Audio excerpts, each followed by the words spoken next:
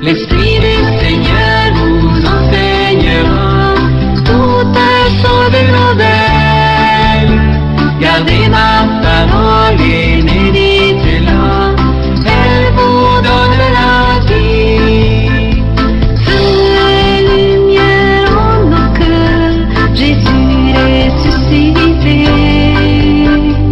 Donne l'Esprit sans mesure pour nous renouveler. L'Esprit du Seigneur nous enseignera toutes choses nouvelles. Gardez ma parole et méditez-la, elle vous donne la vie. Alors, nous avons donc deux conférences. La première aujourd'hui, là vous n'y coupez pas, et puis demain ceux qui auront résisté, qui reviendront. Donc la première intitulée La résurrection du Christ dans notre mort, c'est peut-être un titre surprenant, et la deuxième, demain, La résurrection du Christ dans notre vie. J'ai été précédé par une remarquable enquête biblique qui a été faite par Marie-Noël Tabu. Je n'ai pas la télé, mais je la vois toutes les semaines sur mon écran internet, puisque je suis un accro du site des évêques de France. D'abord pour voir si je suis pas nommé quelque chose, et puis alors pour me consoler, je vais sur le site pour les homélies dominicales, et c'est toujours passionnant. Et c'est vrai que je la remercie en mon nom, parce qu'elle a une parole très fraîche, un peu de cette fraîcheur qu'on trouvait aussi chez une autre femme que j'ai beaucoup aimée, qui était Madame Quéré, qui avait aussi ce talent biblique. Donc merci à vous. Et j'ai un peu profité, après les brumes de la voiture et de l'autoroute, de la conclusion de votre topo, et qui rejoint exactement le début du mien, à savoir que, quelles que soient les préparations qu'il y a dans l'Ancien Testament, la résurrection de Jésus de Nazareth est un événement fondamental. Bien être juif et ne pas comprendre ce qui se passe le jour de Pâques. Alors, pourquoi ce titre, La résurrection du Christ dans notre mort? Premièrement, et c'est ma première partie, la foi pascale est une affirmation sûre et à partir de la mort. Je pense que vous avez... Voilà.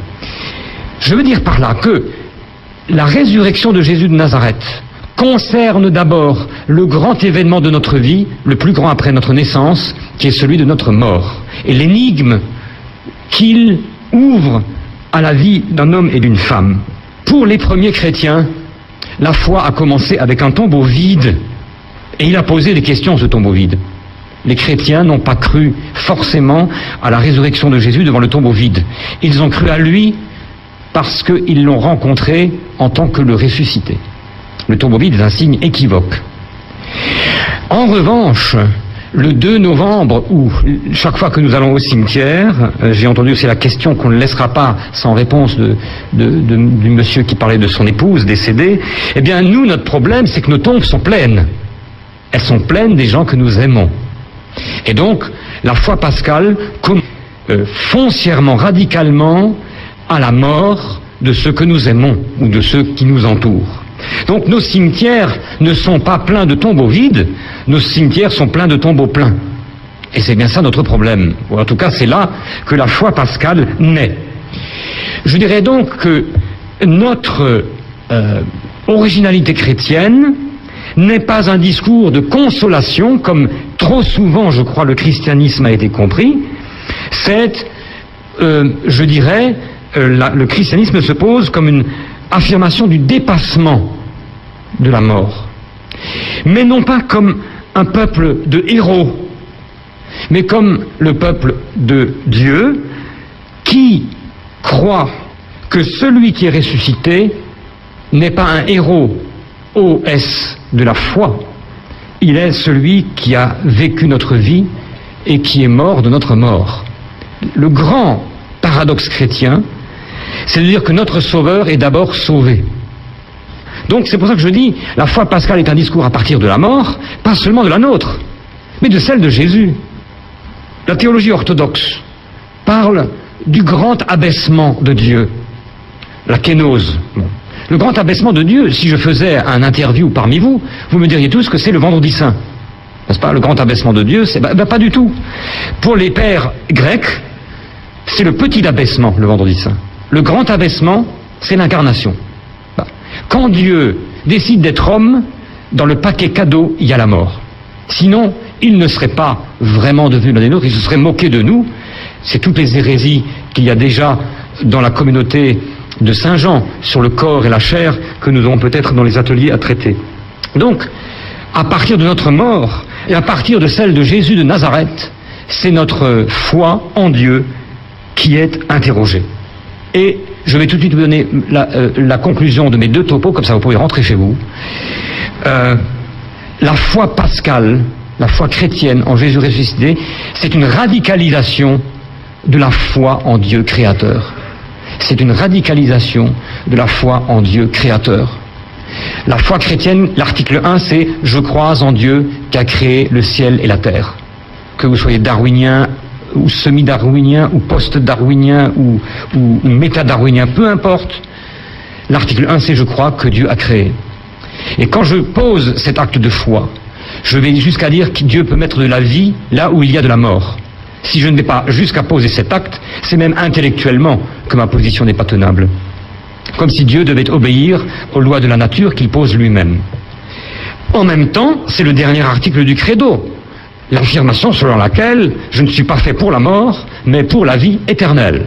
Donc vous voyez, c'est ce credo qui est enchâssé dans deux articles, l'un qui concerne la toute-puissance de Dieu, qui, confessé par moi, va jusqu'à dire « Je crois que de la poussière que je vais redevenir va surgir un vivant ». On a évoqué tout à l'heure Job. Vous êtes certainement de ceux auxquels votre curé a asséné une belle leçon de catéchèse le jour de la Toussaint. Le premier, il a arboré un beau sourire en disant « Mes frères et sœurs, c'est pas la fête des morts aujourd'hui, n'est-ce pas? C'est la fête des Toussaints, on est en blanc, alléluia, et puis c'est demain qu'il fallait voir les morts. » Bon, seulement, les gens le 2, chez moi, c'est pas férié, donc ils n'ont pas le temps. Le peuple mélange les deux fêtes. Mais je dirais le peuple, comme je suis un peu démago, je veux dire le peuple a raison. Parce que si vous allez au cimetière, en tout cas en Alsace, il n'y a pas de raison que dans l'Orne ça ne soit pas différent. Lorsque vous allez au cimetière le 1er ou le 2 novembre, c'est pas une fête des morts, c'est une liturgie pascale qui se célèbre. Qu'est-ce qu'on fait? On met des fleurs, on met de la lumière, et puis on arrose les fleurs.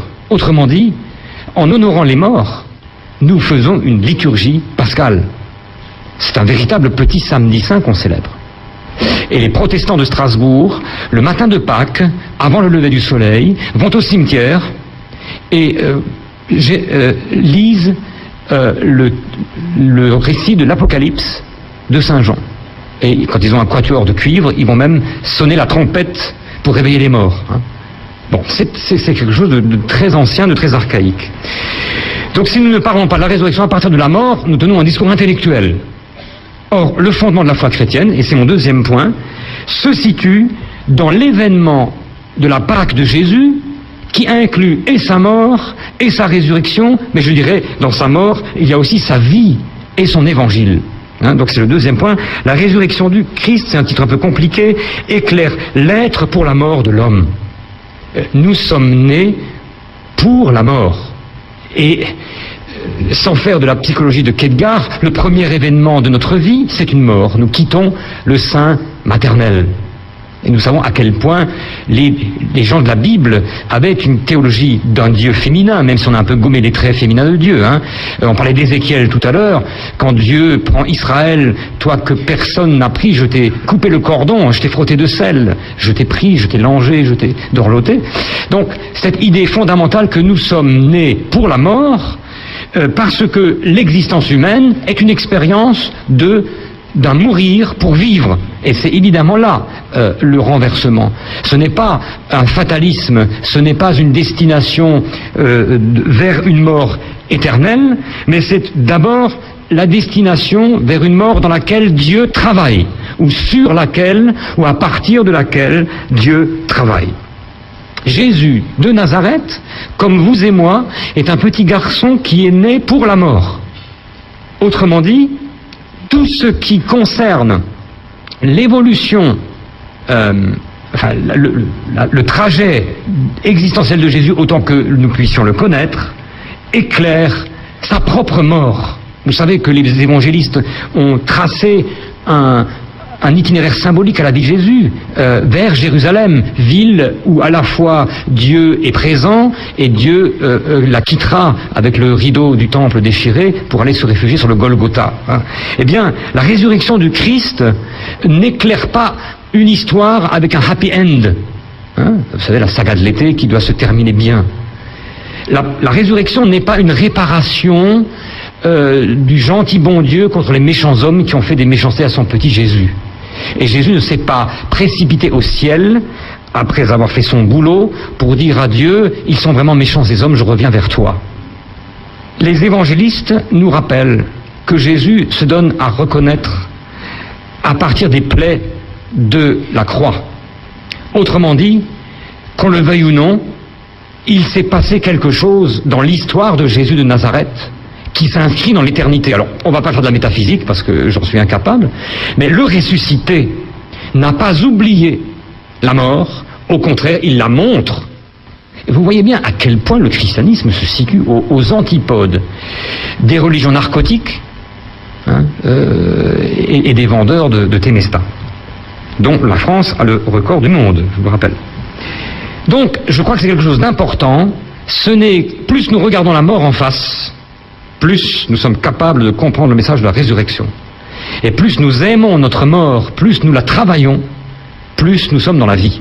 Je ne suis pas un suicidaire, enfin, dernière nouvelle, j'étais psychologiquement pas plus névrosé que d'habitude, mais je crois que c'est important. Un jour, vous ferez une session sur la mort. La mort est dans une panne catastrophique dans notre société. On en parle tout le temps, mais on ne la vit absolument pas. Nous sommes devenus des illettrés de la mort. Hein.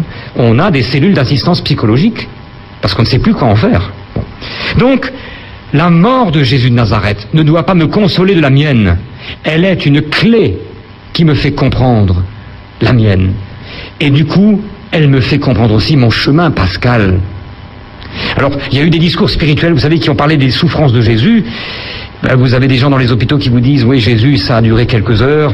Moi, ça fait 10 ans que je suis sous morphine. » Bon, là aussi, n'en rajoutons pas quand nous parlons ou nous fantasmons la souffrance de Jésus, n'est-ce pas? Regardons-la dans sa crudité, mais aussi dans son humanité. D'accord? C'est-à-dire, c'est notre mort que nous pouvons déchiffrer dans celle de Jésus. Autrement dit, c'est le troisième point, le mystère pascal n'est ni l'économie, ni la consolation de la mort, il fait de celle-ci une clé de la vie. C'est le troisième point. Le poète René Char est un poète, un des grands poètes du XXe siècle, un peu difficile, c'est un poète qui a été un grand spécialiste des philosophes, des peintres, résistant, qui pendant la résistance a été extrêmement actif, et il a souvent des interpellations très fortes. Par exemple, il écrit quelque part « N'ayez pas peur ». Il parle aux résistants pendant la guerre, mais pour le chrétien que je suis, je prends ça en pleine figure. « N'ayez pas peur de vivre plus près de la mort que les autres mortels ». N'ayez pas peur de vivre plus près de la mort que les autres mortels. Alors je ne tiens pas un discours morbide, encore une fois, au contraire. Pourquoi le mystère pascal n'est-il pas l'économie de la mort? Vous l'aurez compris, parce que la foi pascale, ce n'est pas simplement la résurrection de Jésus. C'est l'ensemble de ce qu'on appelle dans la liturgie le triduum pascal, qui commence le jeudi saint. Mais je dirais là-dedans, on a aussi toute l'existence de Jésus. Le jeudi saint, nous disons, nous relatons la dernière scène, non pas selon la fraction du pain, mais dans l'évangile de Jean, selon le lavement des pieds. Dans ce geste, il y a tout le résumé de l'évangile. Quand Jésus n'a plus de mots, parce que comme tout être humain, il est en panne de mots, sinon il n'utiliserait pas des paraboles. Et quand on est en panne de mots, il n'y a plus que les gestes. Quelqu'un évoque le décès de sa femme, quand il n'y a plus de paroles, il y a les gestes, il y a les caresses, il y a les baisers, il y a les regards, on a tous vécu ça. Jésus, ça va être une bassine d'eau, un linge et la position de l'esclave. C'est l'évangile sans parole. C'est le résumé de l'existence de Jésus. Donc, dans cette mort de Jésus, il y a la clé de sa vie. Par conséquent, le mystère pascal me montre à quel point la mort de Jésus éclaire ma mort, et du coup, comment il fait de ma mort la clé de mon existence. Notre vie est de deux bouts marqués par des événements dont nous ne sommes pas les maîtres. Alors je sais bien que pour le deuxième événement, nous essayons d'en être le maître. Toute la réflexion qui se fait autour des soins palliatifs et de la euthanasie, entre 4 guillemets, parce que quand on connaît l'étymologie du mot, c'est un peu bizarre qu'on parle d'euthanasie pour parler de mort douce. Bon, mais peu importe. Donc les anciens pensaient que ce dernier stade était lui aussi immaîtrisable. Mais quand même, nous sommes marqués par 2 événements, la naissance et la mort, que nous, quand on dit que quelqu'un se donne la mort, je suis très prudent pour le langage, n'est-ce pas? Bon. Mais nous sommes marqués par quelque chose qui grandit en nous et dont nous ne sommes pas maîtres. Nous essayons de le maîtriser. Donc toute l'existence chrétienne, humaine mais chrétienne, essaye non pas de se consoler de la mort, ce qui serait à mon avis une existence narcotique, dans ce que certains philosophes athées ont dénoncé, que le christianisme a parfois été un peu une narcose. Nietzsche, par exemple, qui a dit que les chrétiens ont donné du poison à Eros, c'est-à-dire l'instinct vital. Celui-ci n'est pas mort, mais il a dégénéré en vice. Bon. Ou le père de Chavannes, grand spécialiste de Camus, dominicain, qui vit encore, qui, spécialiste de l'œuvre de Camus, écrit « Est-ce qu'on peut être chrétien par surabondance d'être ?» On a souvent montré des chrétiens qui le sont parce qu'il leur faut des raisons de s'accrocher à... Est-ce qu'on peut être chrétien par surabondance d'être? Jésus-Christ l'a été. Il n'a pas été par manque d'être. Trop souvent, nous autres, moi, pas vous, on est chrétiens par manque d'être. Et c'est encore Nietzsche qui dit « Il faudrait qu'ils eussent un visage davantage ressuscité pour que je crusse en leur sauveur. » N'est-ce pas? Bon. Alors, là, il y a quelque chose, un nœud. Ce qui a fait de moi un militant de la résurrection, c'est pas une expérience mystique malheureusement, mais c'est la conviction que, puisque l'Église aujourd'hui doit, je dirais, trier entre l'inutile et l'essentiel, je pense que ce qu'on doit emmener en voyage, quand on est moins nombreux, quand on est dans une église de diaspora ou de minorité, c'est l'essentiel de l'Évangile. C'est la résurrection du Seigneur, qui est très peu présente, vous le savez, dans la littérature chrétienne et biblique jusqu'à ces dernières années. Il faut le dire, on prêche de beaucoup de choses, mais assez peu finalement de la résurrection. Or, j'en parlerai demain, pour les premiers chrétiens, la résurrection de Jésus est un événement fondateur. Tout à l'heure, quelqu'un a posé une question sur la relecture. Il est évident que les chrétiens ont relu leur histoire, comme une histoire juive, à partir de la mort et de la résurrection de Jésus. Et saint Paul le rappellera, je le dirai demain, si Jésus n'est pas ressuscité, vaine est notre foi et creuse notre prédication. C'est là où les chrétiens, si vous voulez, ont un double problème, celui de l'incarnation, Jésus vrai Dieu et vrai homme, et Jésus ressuscité. C'est ça qui fait que le dialogue interreligieux pose une question aux chrétiens. Et seuls les chrétiens ont un problème dans le dialogue interreligieux. C'est le père Bruno Chenu qui a écrit ça très joliment. Le dialogue interreligieux serait tellement facile pour les chrétiens s'il n'y avait pas Jésus-Christ. Et cette boutade en dit long, parce que effectivement, toutes les tentatives de parallèle avec l'éveil du Bouddha, par exemple, ou avec le langage analogique, mais Jésus est ressuscité au fond dans le cœur de ses disciples, comme Mozart est vivant dans sa musique, ou mes parents dans mon souvenir. Toutes ces analogies-là ne marchent pas. Et nous verrons demain, avec le texte de Paul, la première aux Corinthiens 15, que pour Paul, il y a un véritable pari pascal, alors, jeu de mots, Pascal au sens de Pâques, mais aussi de Blaise Pascal, c'est-à-dire, ça tient ou ça tombe. Donc, le mystère pascal, pour nous, est un lieu essentiel de notre existence, et pas seulement une célébration une fois dans l'année, ni un souvenir ecclésial. Jésus, s'il a endossé l'humanité pour vivre notre vie et notre mort, c'est aussi pour nous donner la clé de la vie, c'est-à-dire la résurrection. En regardant Jésus de Nazareth, je peux me dire que si ma vie va vers la mort, elle n'est pas sans aller en Dieu. Si ma vie va vers la mort, elle n'est pas sans aller en Dieu. C'est tout le problème du psaume 22, que Jésus... mon Dieu, pourquoi m'as-tu abandonné? Est-ce que c'est un abandon métaphysique? Vous savez qu'au XIXe siècle, on voudra faire de Jésus pratiquement un athée abandonné de Dieu. La mort de Dieu est passée par là. Ou c'est le psaume 22. C'est-à-dire, la radicale foi en Dieu. Je ne peux témoigner que de ma misère, et là-dedans, c'est encore une fois Job, je ne peux que radicalement croire que tu es le vivant qui me donne vie. Donc, il faut y réfléchir à deux fois si on se dit croyant en la résurrection ou pas, parce que ça va jusqu'à accepter de n'être plus rien, d'être mort. Cela veut dire aussi, et je termine ce point, ce troisième point, que la mort de Jésus est sérieuse. Si c'est une clé pour la vie, c'est parce qu'elle a été une mort totale. Le samedi saint, vous savez, dans l'église, dans la liturgie de l'église, un jour aliturgique, et le père Hans-Urs von Balthasar dit cette chose très très forte, ce jour-là a existé dans l'histoire où Dieu fut inaccessible. Ce jour-là a existé dans l'histoire où Dieu fut inaccessible. Balthasar, dans son très beau, je l'ai mis dans la bibliographie, dans sa très belle méditation sur le mystère pascal. Seuls beaucoup de mythes disent que la divinité descend en enfer, Orphée. Mais seuls les chrétiens disent que Dieu y a séjourné comme mort. Pour Saint Pierre et la tradition de sa communauté, la résurrection, c'est quoi? C'est la prédication de l'évangile aux morts. Quelle belle image! Jésus descend dans la prison et pour être libérateur, il se fait prisonnier lui-même. Quelle belle image! Christ gisait dans les liens de la mort. Il a été le premier à consentir. Vous connaissez cette très belle image dans le Pasteur d'Hermas, un texte du début du IIe siècle. Hermas, un jeune pasteur, le pasteur d'Hermas, par une figure pastorale, figure de l'idéal épiscopal, du gardien de la communauté, et qui a une initiation existentielle. Et le petit Hermas, le petit jeune, fier de sa foi, voit approcher une vieille femme fripée. Nous sommes au IIe siècle. Et déjà, la vieille femme fripée, c'est une image de l'Église, vous voyez.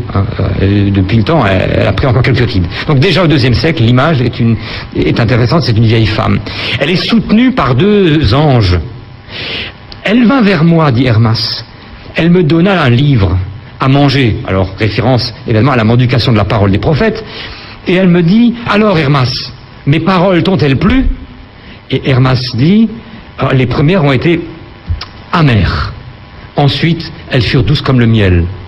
La femme s'en alla, me tourna le dos, se retournant une dernière fois, elle me dit, sois un homme, mon fils.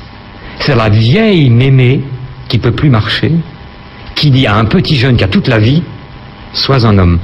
C'est un renversement spectaculaire.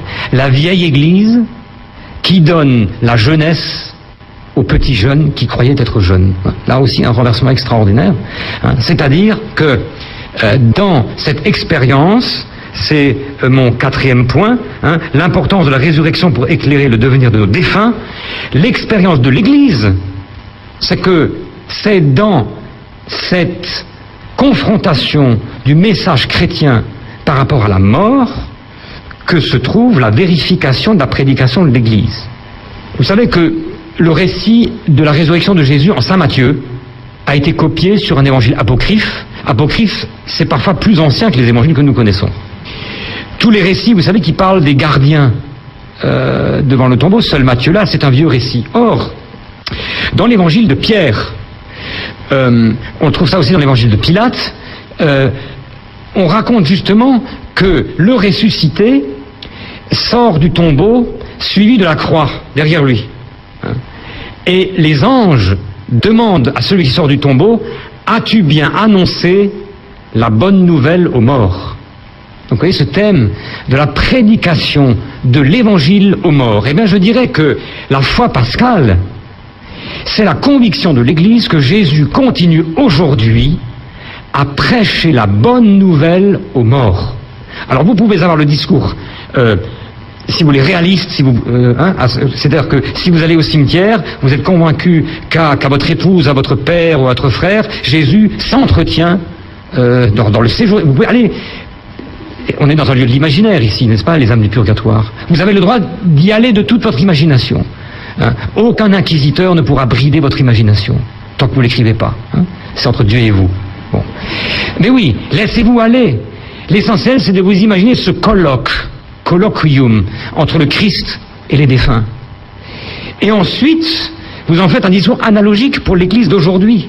Ce corps vieux de 2000 ans, cette vieille femme qui a les paroles de la vie. Et quand, comme prêtre, je m'adresse à ma communauté chrétienne, pour le moment, je peux encore dire que je suis le plus jeune de l'Assemblée, dans quelques années ça changera, je m'adresse à un corps ecclésial, entre guillemets, âgé. Donc l'analogie marche aussi comme cela. Mais troisièmement, c'est aussi le vieil Adam auquel l'Église s'adresse. Et ce vieil Adam, il n'a pas d'âge, c'est le cas de le dire.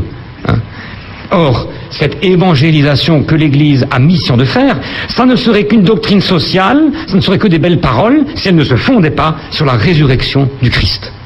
Je pense qu'aujourd'hui, être chrétien, être prêtre, être religieux, être père de famille, être évêque, théologien c'est plus agréable, mais tous ces boulots pastoraux, quotidiens, je pense qu'ils ne sont supportables que parce qu'on est convaincu, non pas de faire tourner une institution, mais parce qu'on est au creuset de ce qui nous fait vivre, et qui est la conviction que ce colloque avec les défunts, que le Christ a entrepris au secret de la terre, analogiquement, c'est le colloque du Christ avec son Église, et quand cette vieille Église me dit les paroles de la vie, c'est moi-même qui suis un vivant. C'est pour cela que la liturgie est par essence pascale, même le vendredi saint. C'est pour cela que la prière nous met debout, même sur notre lit de mort. Gloria Dei homo vivens. La gloire de Dieu, c'est l'homme vivant, pour prendre le père de l'Église des Gaules, mais il ne faut pas idéologiser la phrase, parce qu'il rajoute évidemment que la gloire de l'homme, c'est de voir Dieu. Et vous comprenez pourquoi la métaphore, la double métaphore du Nouveau Testament pour la résurrection, ce sont deux mots. L'un qui signifie se réveiller, et l'autre se lever après avoir été couché. Après la cliné, la clinique, il y a le réveil.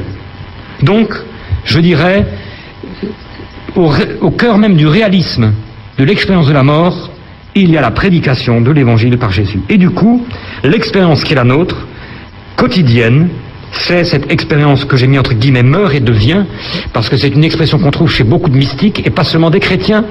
L'expérience selon laquelle la mort, lorsqu'elle est regardée en face, lorsqu'elle est consentie, est comprise comme un travail formidable de rajeunissement et de résurrection.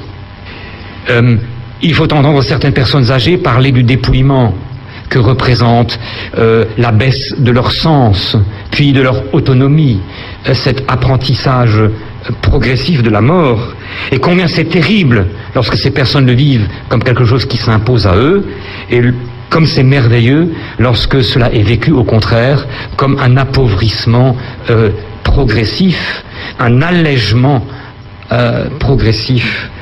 Je pense ici à alors je parle ici devant des autorités au double sens du terme. On prête souvent au père de Foucault une phrase, mais je crois qu'elle est du père Huvelin, son accompagnateur. Seigneur, vous vous êtes mis tellement au dernier rang que personne ne pourra vous prendre cette place. Pourquoi l'éthique chrétienne ose-t-elle dire à quelqu'un qu'il n'hésite pas à être le dernier? Pas par hypocrisie, pas, comme dirait Nietzsche, parce que nous sommes une religion d'esclaves. Parce que, en étant le dernier, je suis encore suffisamment en bonne place pour entrer dans la dynamique de la résurrection, elle qui fait de ce qui est dernier l'élément premier. Meurt et devient, les romantiques allemands, Stirb-und-Wehrde, l'utiliseront, on trouve ça chez Maître Eckhart. C'est l'expérience que toute mort conduit à un plus d'être. Évidemment, pour cela, il y a un travail. Vous savez que l'accouchement comme la mort sont désignés en grec comme en latin par un travail. Un travail d'accouchement, un travail de mort. Mais à condition que, bien entendu, passe au milieu de cela la conversion qui fait de la mort imposée une mort non pas acceptée comme le stoïcien, mais je dirais presque, sans aller forcément chez le psychiatre, une mort souhaitée. Le père, l'abbé Pierre, dont il est à la mode de dire qu'il est sénile, et je peux vous dire que je ne crois pas qu'il le soit, ça en arrange certains de dire qu'il l'est, il dit depuis longtemps qu'il veut mourir. Saint Paul n'arrête pas de dire qu'il veut mourir. Pourquoi? Parce qu'ils comprennent bien que lorsque on est convaincu, c'est pas, que la seule force de Dieu suffit, On a envie de mourir, non pas parce qu'on n'a pas envie de vivre, mais au contraire par une surabondance de vie. Donc le meurt et devient ne peut pas être un slogan que l'on met sur le berceau d'un enfant qu'on baptise, il ne peut surgir que de l'expérience chrétienne. Et une des clés pastorales pour l'avenir de nos communautés chrétiennes, mesdames et messieurs, c'est des communautés chrétiennes dans lesquelles les femmes et les hommes, aussi doués soient-ils ou aussi pas doués qu'ils soient pour la catéchèse ou la liturgie, soient des hommes et des femmes qui meurent et deviennent. C'est la seule ambition pastorale qu'on puisse... Je suis passé par un petit lieu dit tout à l'heure, où une ferme, c'est un panneau bleu qui s'appelle l'Ambition. Je ne sais pas si vous... C'est sur le coin, hein, c'est à 20 km. Et il y a une toute vieille ferme. Et je me suis dit, c'est extraordinaire, ce machin un peu vieux, et quelle ambition, n'est-ce pas? Et je me suis dit, c'est l'ambition du chrétien, l'ambition du serviteur. Donc, mourir et devenir, ça ne pourra jamais s'imposer comme un slogan à quelqu'un qui n'a pas compris que dans cette démarche-là, c'est la démarche du Christ. Lui qui, de riche qu'il était, de Corinthiens 8-9, s'est fait pauvre, pour que nous soyons riches de sa pauvreté. Je crois que c'est un élément fondamental, et vous voyez, et je termine là-dessus, que l'éthique chrétienne vient de Pâques. Et tant que nous n'aurons pas compris cela, nous aurons toujours une morale plaquée ou implacable, pour faire un jeu de mots. Pour moi, et ça s'éclaire progressivement dans ma petite vie, la vie chrétienne, l'éthique chrétienne procède de ce mouvement. Une puissance de vie qui a explosé en nous le jour de notre baptême. Et c'est pour ça que j'insisterai demain sur l'importance de donner à notre existence une dimension baptismale et de remettre le baptême au cœur de la vie de l'Église. Je termine. Pour ses 80 ans, le père Karl Rahner, un des immenses théologiens du XXe siècle, a fait un discours d'1 heure sans papier. Alors on l'a enregistré, et la dernière phrase, elle fait 12 minutes. Hein. Et c'est une phrase extraordinaire. Et il dit... 80 ans. Alors là, il y avait tous les cardinaux, enfin, c'était presque aussi prestigieux que votre assemblée. Et Rahner dit, il était déjà très fatigué, il dit voilà, 80 ans, c'est très long. Et en même temps, c'est tout petit. Et il dit, 80 ans, pour moi, ça sera l'explosion, toute petite, sur l'échelle du temps. Je souhaite, mesdames et messieurs, dit-il, et ça sera son dernier discours, que cette petite explosion aura été le chemin d'une liberté offerte en une liberté effectuée. Et je trouve ça très beau. Et je dirais, entre un baptême offert et un baptême effectué, on ne pourra jamais plaquer la foi pascale sur quelqu'un qui n'entre pas dans les eaux du Jourdain, là où justement, dans l'Église primitive, on plongeait les gens jusqu'à ce qu'ils suffoquent. Ils demandaient à remonter. Cette expérience-là, dont je parlerai demain, je vais essayer de tenir le temps, à défaut de tenir un discours cohérent. Donc il y a un peu de temps pour les questions.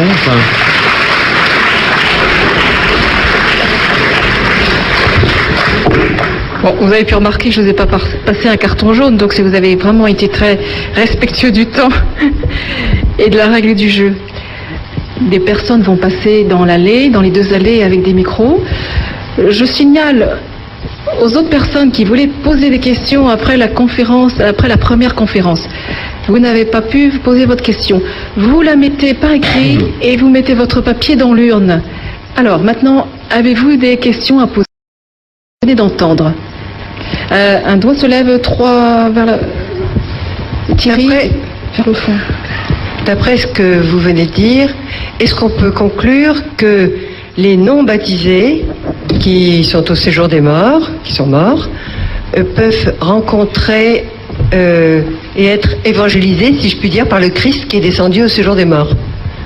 C'est en plus aggravé par peut-être le fait que ce non-baptisé auquel je pense n'a pas connu le Christ, puisqu'évidemment, il n'était pas baptisé et qui s'est donné la mort. Je ne sais pas dans quel sens vous dites aggravé. Je n'ai pas la prétention de dire ce qui se passe concrètement pour cette personne, mais si on va effectivement, et j'assume, dans la logique de ce que j'ai dit, et qui est un discours qui est tenu par des pères de l'Église. Je pense par exemple à un père de l'Église que vous avez tous sur votre table de chevet, qui est Mélito de Sardes, qui a beaucoup médité sur les enfers. Je veux dire, si on va au bout de cette logique, moi je suis obligé de dire oui, on me brûlera peut-être au Saint-Office, mais je crois que la conséquence de la toute-puissance de Dieu est là. Dimanche prochain, nous lirons le texte et ça a été évoqué tout à l'heure, du jugement dernier, où Jésus, en s'adressant à des Juifs, n'a pas voulu autre chose que de radicaliser la loi de Moïse. Le jugement, c'est l'autre. Donc je dirais, laissons Dieu juger. Mais dans le cas concret, ça ne me gêne pas de dire que le dialogue entre le Christ et l'homme n'est pas toujours explicite. Et que depuis le XIXe siècle, même dans l'Église ancienne, il y a la question du baptême de désir. Est-ce que Simone Weil est chrétienne ou pas? Bergson. Bon, donc je veux dire, moi ça ne me gêne pas de dire que dans la tradition de l'Église, des pères de l'Église, la personne que vous évoquez est peut-être actuellement dans un mystérieux colloque avec le Christ, comme il l'a peut-être été au cours de sa vie. Sous la figure de l'autre, de celui que je ne connais pas et qui, au jugement dernier, Matthieu 25, se révèle. Donc je dirais que c'est pas contradictoire. Ça ne veut pas dire que je fais du baptême simplement un acte qui n'aurait pas de conséquences, disons, pour le salut. Mais je pense que la dimension baptismale doit être consciente pour être ecclésiale. Très peu de catholiques connaissent la date de leur baptême. Or, si je vais au bout de ce que j'affirme, je devrais célébrer ça avec autant de joie que mon anniversaire. Vous voyez ? Donc, je suis sans état d'âme, c'est le cas de le dire, moi je crois qu'il y a un travail. Bon, si on est ici à Montligeon, vous avez certainement de la littérature intéressante sur l'âme et le purgatoire. Une des choses que j'essaie de faire comprendre aux protestants, lorsque je dialogue avec eux sur la prière, les messes pour les défunts, c'est que je leur dis, mais vous aussi, vous croyez que Dieu est maître de la vie et de la mort. Nous, quand nous prions pour les défunts, c'est parce que nous sommes convaincus que Dieu continue de travailler cet homme, et avec cet homme, au-delà du visible. N'importe quel luthérien dira, mais moi j'y crois aussi. Donc vous voyez, nos différences sont liturgiques, mais fondamentalement, si je ne crois pas que Dieu continue d'agir dans la vie d'un homme, nous ne cessons de dire que quand nous mourrons, on a parlé tout à l'heure de la vie éternelle, chez Jean, cette vie est déjà commencée. Alors on serait en contradiction avec non seulement la tradition de l'Église, mais avec la révélation même, si on disait l'inverse. Et sinon, l'Église catholique n'aurait pas changé sa position sur la pastorale des suicidés, s'il n'y avait pas justement cette conviction qui est renouvelée, à mon avis, aux sources patristiques.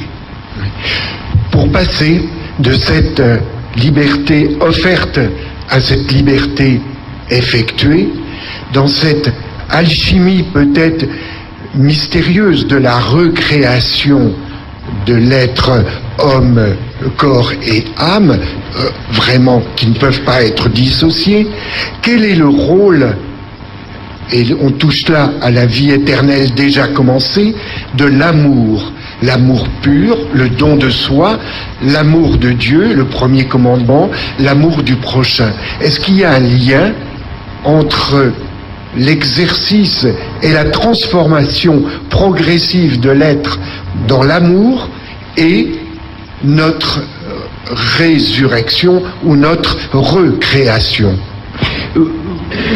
C'est immense comme question. Je ne suis pas spécialiste de l'amour, je suis désolé. Mais je vais vous répondre simplement.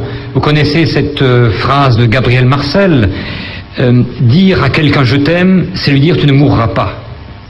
La clé du christianisme, c'est la relation filiale de Jésus à son Père. Moi, je parie là-dessus. C'est-à-dire que là où mon nom, mon prénom est prononcé par le Dieu Père, ce nom ne peut pas s'effacer. On a évoqué Isaïe, de la paume de Dieu.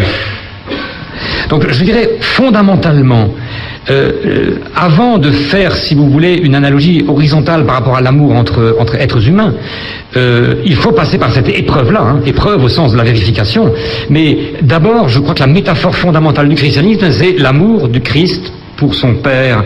Et Gethsémani, pour lequel il n'y avait pas de témoin. Les premiers chrétiens se sont souvenus que la seule chose que Jésus a pu dire à ce moment-là, c'est Abba au Pater. C'est la radicalité même de sa foi. Père, je suis ton fils. Et puis maintenant, advienne que pourra. C'est ça, Gethsémani. Alors, c'est le fondement même de l'amour. Il y a un autre petit détail important dans Luc 15, la parabole des deux fils et du père devenu fou. Hein, eh bien, lorsque on nous dit que le petit va garder dans une ville étrangère les cochons, il y avait là des caroubes. Il aurait bien voulu en manger, mais il n'y avait personne pour lui en donner. Quelle phrase extraordinaire! Les adultes n'osent pas. Les gamins au catéchisme vous coincent, mais il est bête. Il n'avait qu'à en prendre. Mais parce que le petit ne crevait pas de faim, il n'avait pas de main pour lui donner. La main de ce père, providentia, j'en parlerai demain, celui qui donne. C'était pas les caroubes qui étaient son deuil. Son deuil, c'était « je vais aller vers mon père ». Donc voilà, l'amour, c'est ça. Le sentiment fondamental d'être porté. Je fais déjà le topo de demain. Mais pour moi, c'est fondamental. Et là, c'est pareil. Le bébé d'homme ne peut pas vivre sans être porté. Et nous portons nos morts au cimetière. C'est cette métaphore-là. Et tout ça, c'est l'amour. Tout ça, c'est l'amour. Dans tout ça, je me dis qu'il y a des fidèles trépassés, des défunts, des âmes de purgatoire. On parle donc de purgatoire. À quel endroit peut-on la situer? Et qu'est-ce que c'est vraiment le purgatoire? Oh, je ne suis pas venu pour ça, j'ai pas révisé. Non. Simplement, on pourra peut-être en parler dans les ateliers, simplement pour dire, il y a une histoire du purgatoire. On peut dire simplement une chose, et je vous répondrai comme le père Hans von Balthasar, quand vous ne saurez plus si c'est un temps, un lieu, vous savez que le purgatoire, on commence à le confondre avec l'enfer au Moyen-Âge, hein, les flammes, normalement, c'est pas... Eh ben, vous ferez comme Hans von Balthasar, vous direz, premièrement, seul l'amour est digne de foi, et deuxièmement, vous direz, le purgatoire, c'est Dieu lui-même, hein. Seul lui peut me purifier. Donc si vous ne savez pas si c'est un lieu ou un temps, vous pouvez toujours dire, et vous ne serez pas hérétique, c'est Dieu lui-même. Hein, et lui saura ce qu'il me faut pour aller vers lui. C'est ce que nous disons d'ailleurs dans certaines monitions dans les funérailles, hein, c'est-à-dire délivre-le de tout ce qui le retient de toi. Et cette phrase, notez bien, sacramentelle, fait pendant à une autre phrase que nous disons aux ordinations, que Dieu achève en vous ce qu'il a commencé. C'est la même idée. Hein. Le sacrement ou la prière met Dieu devant ses responsabilités. Tu es père et tu es responsable. Tu acceptes en devenant père d'être responsable de cet homme que nous te confions, en l'ordonnant, tu achèves en lui ce que tu as commencé, et en le mettant en terre, maintenant, à toi, si tu le veux, de le délivrer de tout ce qui le retient de toi. Oui, mais il y aurait des choses passionnantes à dire sur le purgatoire, hein, évidemment. Tout à l'heure, on a vu que Israël avait mis très très longtemps à découvrir la résurrection. Est-ce que vous avez l'impression que l'Église en ce moment fait des progrès dans la connaissance de la résurrection? Parce que quand on va dans les funérailles, on entend vraiment des langages très différents. Il y a des prêtres qui vous disent c'est un vivant, grande retrouvaille, il est passé sur l'autre rive, et il est arrivé à bon port. Alors on est très content, on sort de l'église en se disant c'est merveilleux, il a retrouvé tous les siens, il est vivant, etc. Et il y a des prêtres qui vous disent au contraire, ils vous disent cela, mais ils vous disent c'est pour la fin des temps. Alors on sort de l'église très déçu en se disant mais alors quid de notre défunt? Si c'est pour la fin des temps, quoi entre ce moment-ci et la fin des temps, qu'est-ce qu'il est devenu? Puis à d'autres funérailles, on entend des prêtres très hermétiques qui vous disent on ne sait rien, il faut avoir la foi. Alors on sort de là complètement... Ça a été condamné en 1834 par l'Église catholique, parce qu'il y a même un Alsacien qui a dit des choses comme ça, il a été condamné, l'abbé Bottin. Hein, bon, c'est le fidéisme, ça. Non mais, non, alors, vous dites une chose importante, je crois. Bon, d'abord c'est pas à moi de donner des bons points à l'Église, hein, mais disons que non, vous posez un gros problème. Mais je vais y répondre, on aura peut-être le temps dans les tables rondes. Je crois que la pastorale des funérailles aujourd'hui est un lieu d'évangélisation fondamental. Hein, et les laïcs ont une chance extraordinaire parce qu'ils ont moins, si vous voulez, de suspicions à régler que les prêtres. Deuxièmement, je souhaiterais que lorsque l'on est ministre d'un culte de funérailles, on le soit au nom de l'Église et pas au nom de ses dernières idées sur la planète ou sur Dieu. Hein, et que l'on dise la foi de l'Église. Je dis ça pas parce que j'ai des velléités, mais parce que je crois qu'effectivement, ce que vous dites est juste. En même temps, par exemple, vous évoquez la question, mais est-ce que c'est pour aujourd'hui ou pour demain? Mais ça, ce sont des mots humains. Nous sommes de toute façon prisonniers de nos mots. Quand nous disons que notre défunt ressuscite aujourd'hui, et d'autres prêtres vont dire que c'est la fin des temps, mais ils ont tous les deux raison. L'espace-temps n'a plus de sens. Quand on est en Dieu ou quand on est mort, il n'y a plus de sens. Donc, les mots n'ont plus de sens. Donc, nous utilisons de l'espace et du temps là où il n'y en a plus. Donc, on a autant raison de dire qu'il est jugé ou qu'il est déjà ressuscité, comme on a autant de raison de dire qu'après le jugement particulier, il y a un jugement universel, après la résurrection, enfin, voyez, les deux langages éclairent deux mystères, enfin deux faces du mystère, mais comme nous sommes tributaires de l'espace et du temps, nous avons des mots qui ne fonctionnent pas toujours très bien. Quand les disciples veulent dire la foi, ils vont utiliser des mots qui ne marchent pas. Regardez dans Saint Luc, c'est un fantôme et en même temps il montre ses plaies. Il passe les murs et en même temps il mange. Vous voyez, c'est des oxymores. On fait des choses contradictoires parce que l'expérience est ineffable. On ne peut pas la dire. Hein. Mais en même temps, je crois que les funérailles nous mettent bien sûr devant la douleur de la mort, surtout lorsqu'on enterre. J'ai enterré récemment, la semaine dernière, un homme très jeune. En même temps, la foi de l'Église, elle est la résurrection pour le frère que nous portons en terre. Je crois que là, il y a une véritable mission d'annonce de la foi de l'Église.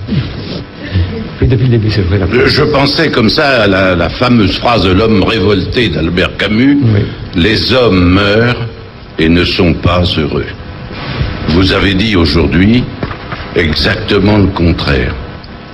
Il y a une expérience de la mort que nous pouvons connaître et la première connaissance de cette expérience, c'est une résurrection de la vie que nous avons vécue. Quelqu'un qui a perdu un enfant ou qui a perdu un conjoint voit autrement, il voit aussi beaucoup les fautes qu'il a commises, mais toute rédemption effectuée, voilà que cette vie qu'il a vécue avec cet enfant ou avec ce conjoint devienne véritablement une vie transfigurée.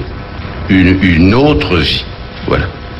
Alors c'est bon en effet que la mort puisse nous faire passer du statut de l'homme révolté. Combien de mères qui ont perdu des enfants ne pardonneront jamais à Dieu, du statut donc de l'homme révolté à l'homme réconcilié qui a découvert que la mort c'est aussi la résurrection et la vie. Pardon. Je n'ai rien à rajouter, je souscris tout à fait, bien entendu. Merci. Cette dame-là... Oui, alors voilà, ce sera la dernière. Oui, ce sont mes voisins qui désespèrent pour moi. Marie-Claire Chenel, tout à l'heure, vous avez brièvement dit que vous n'étiez pas d'accord avec le terme « se donner la mort ». Nous qui accompagnons des familles en deuil, quelquefois pour un suicide, pouvez-vous nous éclairer un petit peu? Merci. C'était simplement pour... c'est à la fois le fruit de moi aussi d'accompagnement et d'études psychologiques. C'est pas ma spécialité, mais il se trouve que pour des raisons familiales, je me suis beaucoup penché sur la culpabilité par rapport au suicide. Moi, je crois honnêtement que c'est à cause de l'expression, n'est-ce pas, de la métaphore, se donner la mort. Je pense que quelqu'un qui se suicide, pour pas se rater, on sait aujourd'hui que c'est 1 ou 2% des tentatives. Quand quelqu'un veut se suicider, il ne se rate généralement pas. On sait pertinemment que c'est une expérience d'aliénation. C'est-à-dire que c'est quelqu'un dont le moi ou le surmoi est embrumé ou est obscurci, c'est-à-dire que, et ça aide beaucoup les gens, ça d'ailleurs, hein, les familles, moi je leur dis ça, je dis, le suicide réussi, c'est quelqu'un qui a été vaincu, non pas par un déficit moral, ou parce que quelque chose s'est cassé, et pour moi c'est de l'ordre physique, hein, et donc qui est tellement puissant que c'est pas un acte libre. J'ai voulu me donner librement la mort, c'est une phrase dont je me méfie, je crois qu'il y a une pulsion qu'on n'arrive plus à retenir, c'est comme le crime, et qui fait que je dirais non, cette personne ne s'est pas donné la mort. Ça serait un vrai blasphème vis-à-vis de Dieu. Cette personne a été vaincue par une pulsion de mort. Voilà pourquoi je dis, bien sûr moi aussi je dis, moi je préfère dire il s'est suicidé. Si on avait le temps, moi je peux vous dire que dans le dernier enterrement que j'ai accompagné pour ma paroisse, les gens ne voulaient pas qu'on dise que le père s'est suicidé. Je dis, mais moi je ne participe pas à cette hypocrisie sociale. D'abord c'était un médecin réputé, l'église était pleine, tout le monde le savait. En plus il a écrit une lettre en accusant sa famille d'être à l'origine du suicide, donc la famille avait été... Oui, hein, ils étaient tous, qu'est-ce qu'on a fait? J'ai dit, si cette parole dans la liturgie n'est pas dite par le prêtre, sans jugement, vous n'y arriverez pas. Ça a été absolument libérateur de parler, pas de métaphore, de dire voilà, votre frère s'est suicidé, victime d'une pulsion de mort, qui en a fait la caricature de ce qu'il était. Hein, alors voilà, je crois que c'est là où je me méfie de se donner la mort. C'est comme faire un enfant. Bon, vous voyez, c'est des expressions qui font de nous, encore une fois, des Prométhées. Et monsieur disait très joliment cette école de la mort qui est l'apprentissage de la vie. Moi je dirais le grand coup de déprime de nos sociétés, c'est justement qu'on a complètement occulté la mort. Complètement. C'est ça un de nos problèmes sociaux. L'esprit de